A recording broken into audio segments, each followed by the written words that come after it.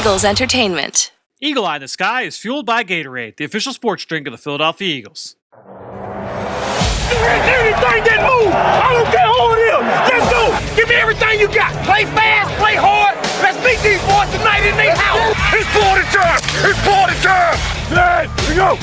Touchdown! You're listening to the Eagle Eye in the Sky podcast. Now here's your host, Fran Duffy. That's right, of the week, and we're talking ball today as the Eagle Eye in the Sky podcast, fueled by Gatorade, continues. I'm Fran Duffy, and as always, I think we've got a great show for you here on episode number 307. At the top of this week's show, we've got Chalk Talk, where I chat with former NFL running back Danny Woodhead, and he is just the perfect guy to talk to this week, and here's why.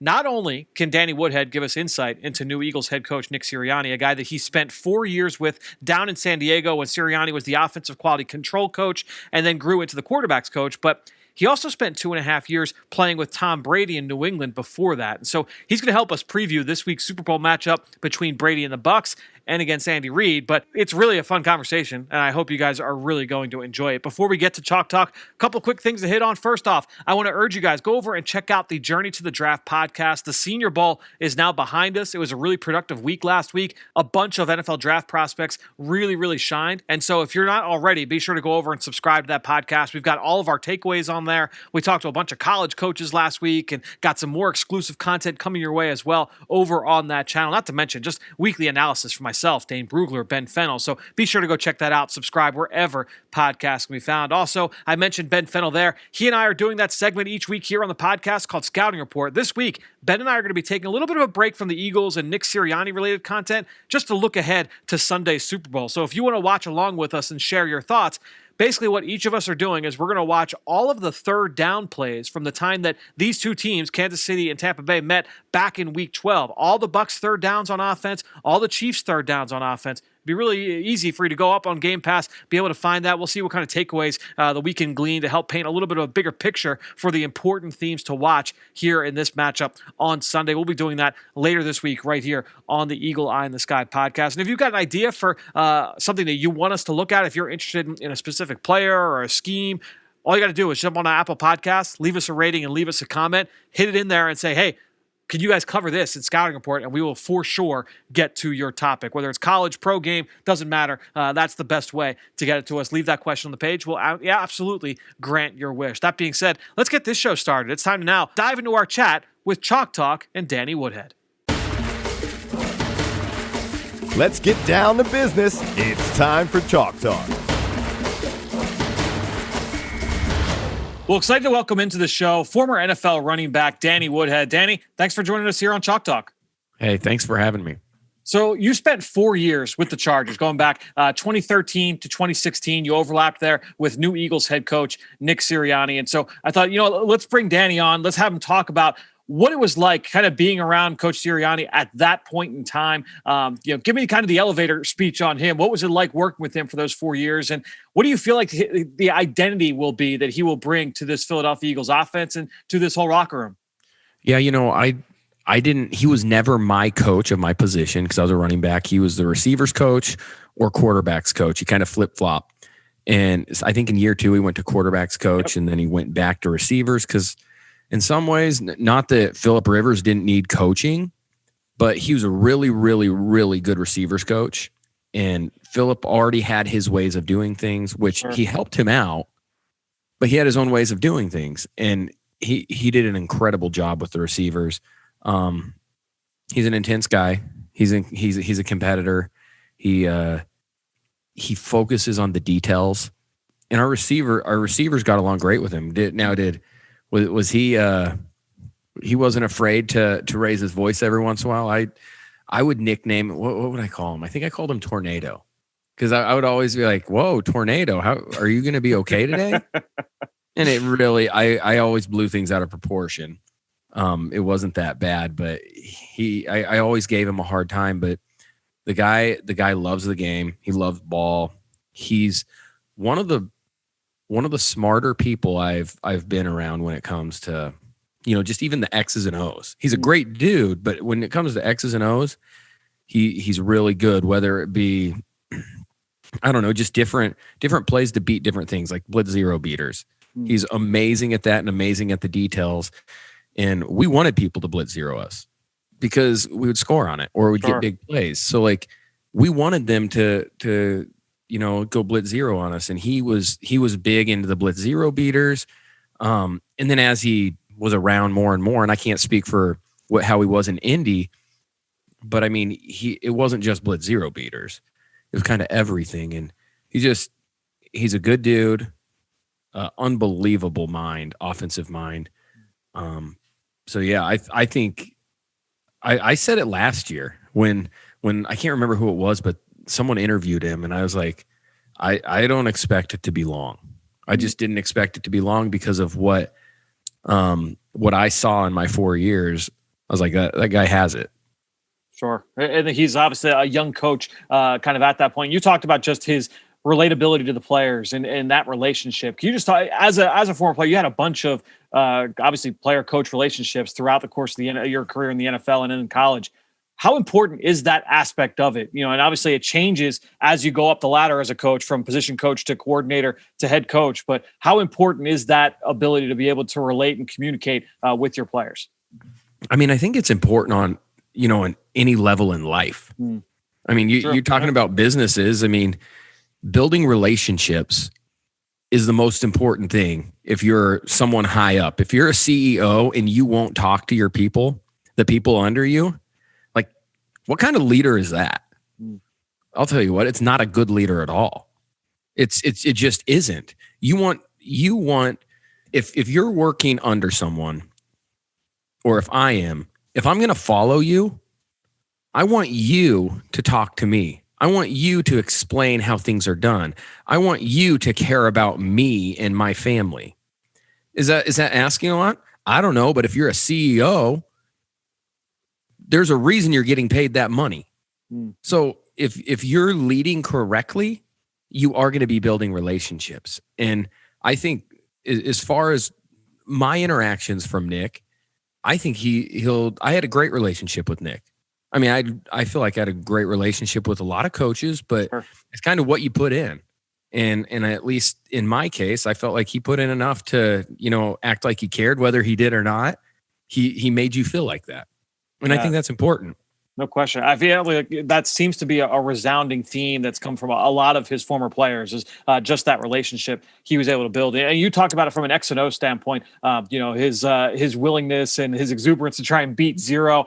Watching a lot of the offenses that he's been a part of, both the last 3 years in Indianapolis and even going back to some of those Chargers offenses, one theme that consistently stood out to me, and I've talked about it here on the show the last couple of weeks, has been the ability to create yards after catch in that scheme. And, just going back and even looking at your time there, I looked up at one of the numbers back in 2015, you had over 730 yards after the catch. Not only did that blow away all running backs, but you led the entire NFL in yards after catch. I want to ask you, how much of an emphasis do you feel like that was for you guys on a weekly basis or during the offseason, saying, hey, this is going to be a part of our identity, is to be able to get you guys the ball in space to let you go to work? I mean, I think without a doubt, that's something, hopefully that really good coaches do anyways, because you want to get your really good athletic or skill players the ball with space, and then let them do what, God created them to do. And that's run fast, make people miss. So I think that has something to do with it. But I mean, let's make the right play, and I think sometimes, I'm not saying a bunch of coaches, but I think sometimes people in the league, and you'll even see it in quarterbacks, it's like, let's just make the right play. If you make the correct play or the correct decision, things are going to work out fine. If it's 1st and 10, and let's just say it's a drop back pass, it's not a run, or play action, whatever it may be. Oh, there's someone deeper that, I could hit, or you know what? There's a tight end over the ball, or there's a back in the flat. Let's make sure we get to 2nd and 5. Let's not be in 2nd and 10. Because if you think about that over the course of a game, that puts you in better position on 3rd down. 3rd down in red zone wins games. It just does. Sure. If you're going to be 3rd and 8 to 3rd and 10, it's not going to work out well. If you're going to be 3rd and 5 or less, And if it's 2nd and 5 off a check down or whatever, you run the ball, maybe you only get 1, but 3rd and 4 looks great. And if you have some dudes that can go get open, well, a lot of teams are going to play man. Go get open. And I think he does a great job, or at least his belief is just letting the players make plays. I mean, obviously him and Frank, they scheme like crazy. Sure. But they're going to put people in the correct position to make plays, but they're also going to make the correct play. Did you have a favorite concept, a route combination that you were a part of that kind of stands out from during your career in San Diego? Yeah, I'm not gonna say any of the names because those concepts, I'm sure some of them have carried over. I was big I loved the red area. Yep. I loved 3rd down too. But red area is when, some of the more fun plays. I don't know. I mean, it wouldn't shock me if he's going to run some 3-by-0 where the tight ends, it's a crowd formation is what it's called. It's like trips, but tight end and back are on the same side. And you can get into a lot of different angles or fake angles, twist routes, a lot of different things. But the thing I liked about it is, and he'll do a great job of this too, is he's going to put his quarterback and the rest of his players. For me, it was important to know if it was man or zone because it eliminates a lot of things. If it's man, there's man blitzes that come. If there's zone blitzes. Well, 3-by-0, right away, if it's man or zone because you have the tight end and the back on the same side. Yep. And then you have the 3 receivers. So, I think that's the biggest thing is he's going to put people in position to know what to do. Because as a running back, it was important. As a quarterback, it's much more important because then you just have those indicators right away.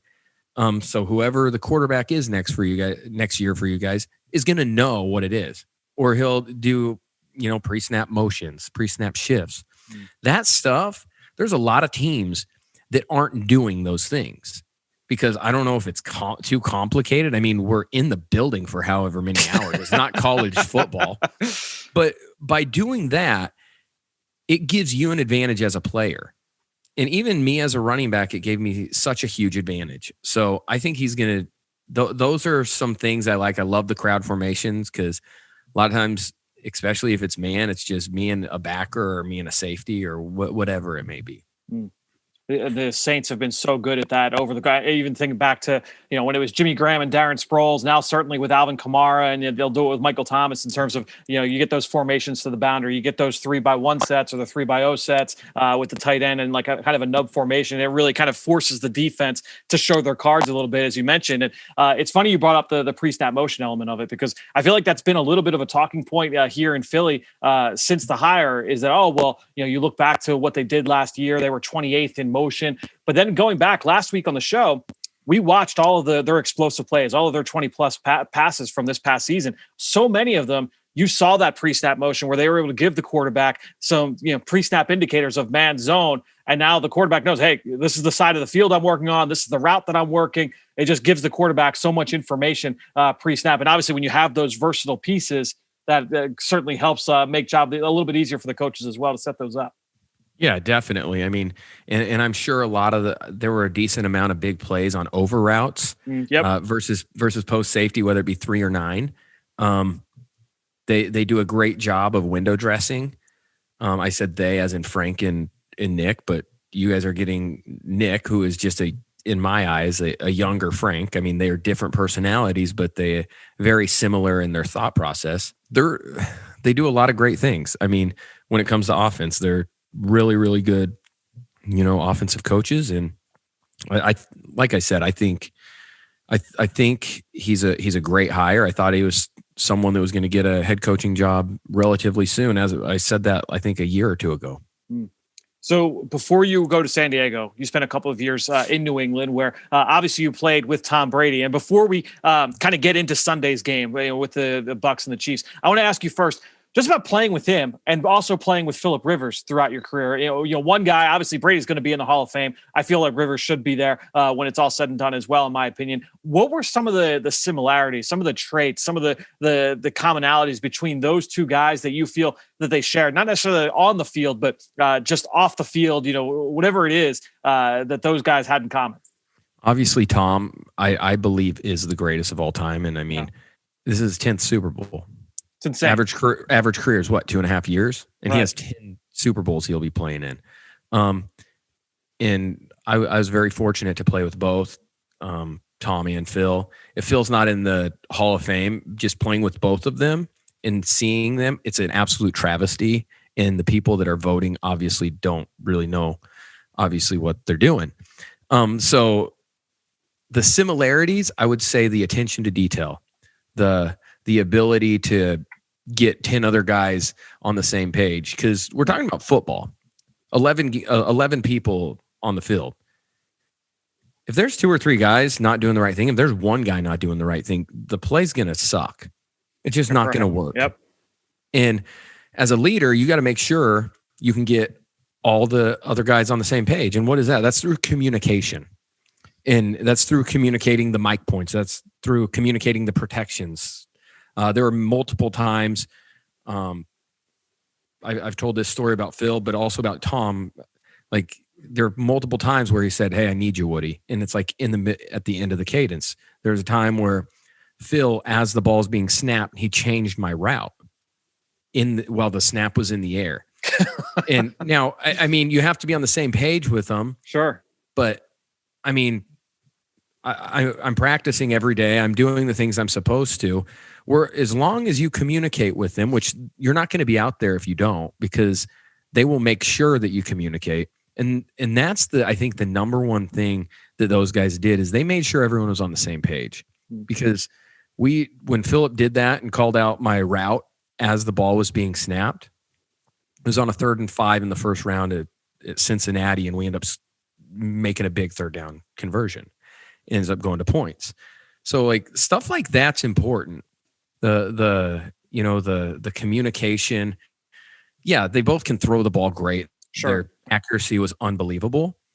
But if you don't communicate, you never get to the accuracy. You never get to the arm strength.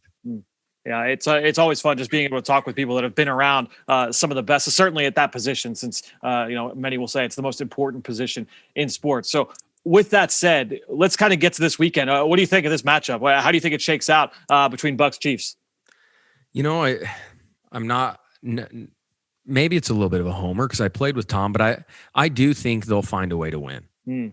I do also think that the Kansas City Chiefs offense is kind of like a creative team, like on Madden. Right. Like, you have Tyreek Hill and Travis Kelce. Yeah. I mean, what do you do? You know, but the Bucs have great players too. So I think it'll be a close game.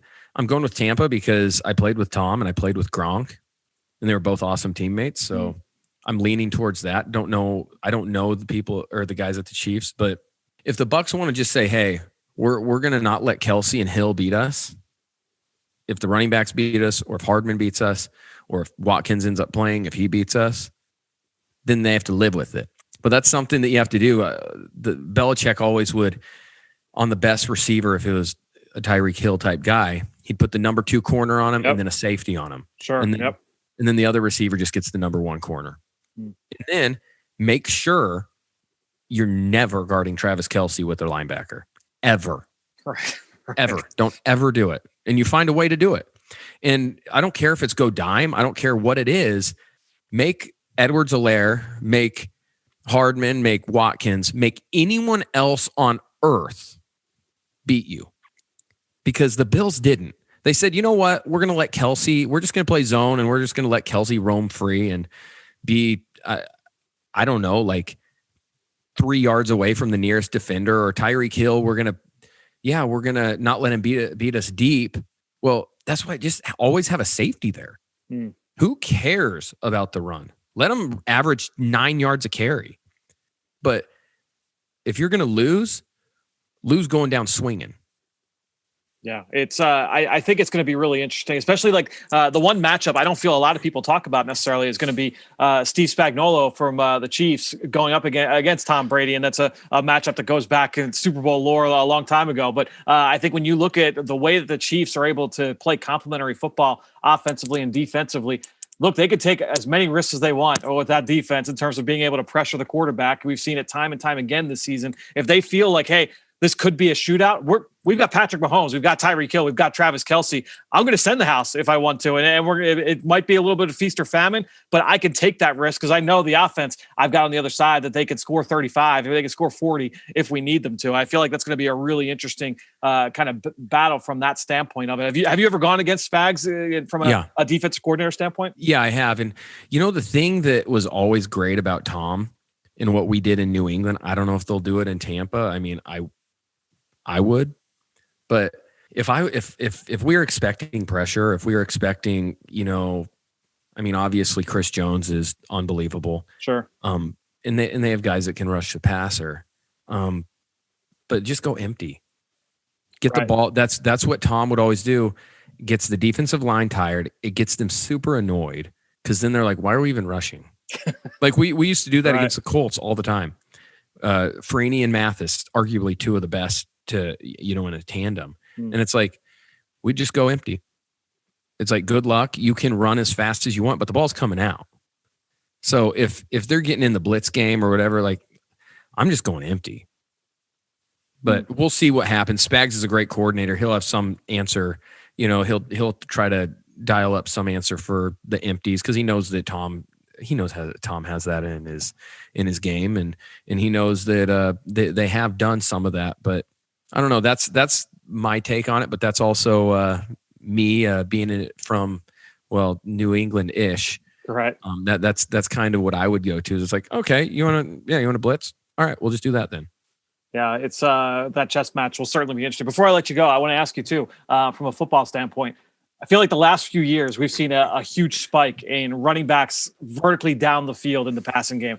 Is that something you're like, man, guys, like you couldn't have done this like a decade earlier? Get me down the field for some of these routes down the rail or down the seam. Yeah, I mean that would have been nice. Kansas City does an amazing job. Outstanding, no question. They're unbelievable with that. Or even like, I mean, we ran it a couple times in San Diego, but even like running corner routes out of the backfield. Sure, it's the easy. I mean, corner route. First of all, you have a linebacker on you. And second of all, it's just something a little different. Because what I would try to do is I tried to make every single release, the way I release, the same exact. I tried to be always in like a cheat position out of gun, which would be straddling the left or right tackle's outside leg. Yeah. Even on runs, on everything, because I didn't want them to be able to, cue in on something.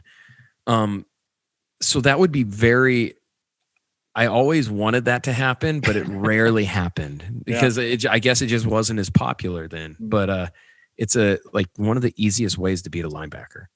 And I feel too with all the the pattern match zone coverages around the league now, or really not even just the league, around football. By that route inserting into the secondary as late as it does, those defenders have already kind of deployed. They've already matched to certain routes, and if you're coming from the backfield, it's a little bit harder to pick up, and you see some of these guys wide open time and time again. I figured I'd ask you about that before we kind of let you go. No, it's definitely it would have been nice. And the thing is, if you're running that route, there's obviously either a receiver running a hitch or a tight end leaking in the flat. Yep. So I mean, like if somehow the corner randomly dropped back and is worried about the running back, which they never are, but say they did, you have a 5-yard gain on the outside. Sure. So you've got a podcast now, the Out of Nowhere podcast. You host it with a former teammate of yours and Matt Slauson. Tell me about this, because number one, I want to know what do you guys get into on the pod? When did you first come up with the idea to start it? And then how do you like it so far? What's it like being a podcast host? It's funny. It was the last thing I ever wanted to do in my life. I didn't want to do it. I was like, I'm not doing any shows, any radio, yada, yada, yada. Did you doing media when you were a player? No, I couldn't stand it. So like I wanted nothing to do with it. I'm going to be very honest. I didn't hate you guys, but I was like, I don't want to have to do this. And probably because when I was my time in New England, Right. It's like, you don't say anything. It's just like, don't say anything. So it's Sure. like my personality never came out until probably my last year or two in the league. Okay. And I was like, oh, Bill's not going to get mad at me. It's like, I don't play for him anymore. But what we talk about is we talk a lot of NFL. Yep. We talk, during the college football season, we'll talk about Nebraska because I'm from Nebraska. He played at Nebraska and he's from Nebraska now. We get into golf, and then we get into, people's stories, because like everyone has their story has came out of nowhere. Yours, I don't know your story, but it's out of nowhere. Like, I mean, you're born, you're a baby, you can't walk, you can't eat. And then the rest, like, no one knows what's going to happen besides God. Like, your story's out of nowhere. And that's kind of the basis of it, is when we have guests on, which we've had a lot. We've been fortunate to have some really good guests. But that's kind of where we went with it. And then we also knew with our humor, like, our humor's a little, I mean, it's not locker room humor, but it's just out of nowhere. It's different stuff than what maybe some of you might just hear on a radio show. Right. Because it's our show. We can do what we want. And it's been kind of cool. Now we have a show. It's really random, but now we have an hour-long show in San Diego, because I guess they liked us. I don't know. Who came up with the idea? You or Matt? So I came up with the idea because I retired a year before him, and I had done some radio spots like once a week for like 30 minutes. And I'm like, this is kind of fun. And like, I can say whatever I want. And if they want to get mad at me, fine. I don't really care. And it was something that I was like, you know what, this could be fun. And I said, Slaw, let's do it. And he's like, yeah, I have kind of interest. He didn't really, but I was like, all right, he'll be my first guest. He came on, we did a show, and it was, by the way, you listen back to it, it was trash. Oh, it was the first episode's always terrible. The first like 10 were like, what am I doing? Like, this is the worst thing ever. And but we looked at each other, and he's like, yeah, you want to do this? And I'm like, well, I asked you a long time ago, but it ended up, we had a similar interest in it. And now it's went from, doing it once a week to now we usually have 2 or 3 episodes, to most of the time 3 a week. And it's NFL stuff. Like the one that came out today, I think it was called Super Dad.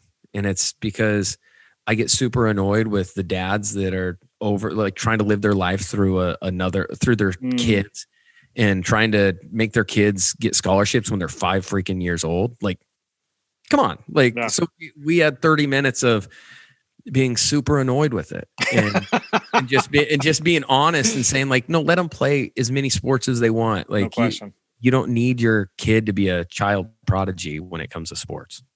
I also want to ask you, I did a little bit of research in your consulting company, Performance Mountain. I love stuff like this, and I'd love to hear more about it. Tell people where they can go to learn more about what it is that you guys do and the services that you guys provide. Yeah, it's at performancemountain.com. And what we do is so it's a consulting company, but what we really try to do is we try to just help you max out. And max out is, and obviously what you're doing, but we do that through like teaching leadership, team dynamics, and also elite level mindset. So Slosson's a part of that. Jack Riggins, a 20-year Navy SEAL. We have a psychologist who's worked with many, many national championship volleyball teams, and then some other sports I can't remember, but he's unbelievable. And what we do is we work with businesses and we work with sports teams. The one that you guys would maybe be familiar with is Creighton's men's basketball. So this is our 2nd year with them. And do we take credit for their success? No, we're just like a small portion. We're trying to do anything to help them have an advantage. And hopefully that continues to go on. I'm not the boss over there. So, but what I'm saying is we're just trying to help teams. I mean, we do help individuals, but like when it comes to business, that's why I said CEO, is you need your CEO to be a leader. And what does it look like sometimes? A lot of time, most of the time, it's a CEO that is a servant leader who has expectations, sticks to them, keeps people accountable, and is just a real person. It's not always the CEO that has their nose up, head up. No, because I don't want to work for you. If you're on a sales team and your CEO's like that, I mean, yeah, you're off commission, but yeah, hopefully I do well. But if you have someone that is leading correctly, those people are going to sell like no other. And so that's what it's about. We're trying to, we've had a lot of experiences. Jack, being in the SEALs for 20 years and on a football level, has been a player, a coach, and a GM, but in the SEALs. Doc, we just call him Doc. His name's Larry Widman. He's been obviously more qualified than us when it comes to medically. He does a lot of the elite level mindset stuff. And then Slaw and I, we fortunately played on 4 different teams because we've seen the really good, the really, decent, and then really bad in certain spots. And that's been super, super valuable. And we think that those experiences are valuable for others. It's all, and what you were talking about in terms of some of those traits, those relatable qualities, bring it back full circle. Some of the stuff that you said about Coach Sirianni at the top of the conversation. Danny, this has been awesome, man. Really, really appreciate you jumping on with us here on the Eagle Eye in the Sky podcast. Stay safe, stay healthy, and we'll talk to you again soon, man. Hey, thanks for having me. Well, great stuff there from Danny. You can follow on Twitter just like I do at Danny_Woodhead. And while you're at it, I'm at Eagles XOs. That's where I post all the podcasts I'm a part of and all of our X's and O's content that we produce at Eagles Entertainment. You know how much I appreciate everybody that promotes this podcast on all forms of social media. That's one way to support the show, but the best way is to go on to Apple Podcasts or Stitcher, leave us a rating or even leave us a comment. I want to give a shout out today to someone who left a rating and left a comment. Really, we got 2 guys I want to hit on here. Matty G_28 left a 5-star review saying, hey, I've been listening for 2 years and it's still the best and most well-balanced podcast. Love the breakdowns, love the analysis. Matty G, really appreciate the kind words. Thanks so much for the review and for the comment. And then we have a question from Max DZ3 saying, first off, thank you for all the various lessons you've taught me over the years of listening. With the hiring of Nick Sirianni and taking a look at some of his background, it's clear that he's most experienced with the wide receiver position as well as with the quarterback-wide receiver relationship. So when you look at the group of wide receivers on this roster, what traits do you think they lack the most? And he keeps going. He said the first traits that come to mind are physicality, hand usage versus press, ball skills, confidence, and swag. These traits are arguably what makes LSU wide receiver Ja'Marr Chase so special and worth that high of an investment. All that being said, what are your thoughts on the potential pairing of Carson Wentz, Nick Sirianni, and Ja'Marr Chase? So, Max D, it's a great question, and I really love where your head's at. It's the way to think about the NFL draft and the way to think about team building is all these pieces all complement one another. The scheme and the coaching complements the quarterback. It complements the receiver. It complements the relationship between those 2 guys. How everything is all intertwined. So you're thinking about this the exact right way. I think when you look at this receiving core, it's something we talked about really with a couple of our guests. We talked about it with Mike Quick a couple weeks ago. We talked about it with Greg Cosell right when the season ended. I think when you look at these receivers, the Eagles have certainly Jalen Reagor. You know that he's going to be, just looking at the young guys. You look at Jalen Reagor, you look at J.J. Arcega-Whiteside, you look at Quez Watkins, you look at John Hightower, you look at Greg Ward. They all offer kind of and Travis Fulgham, of course. I didn't even mention Travis Fulgham. But there's all these complementary skill sets here, right? I mean, you look at JJ and you look at Travis Fulgham, they're bigger bodies. They've got the ability to go up and win.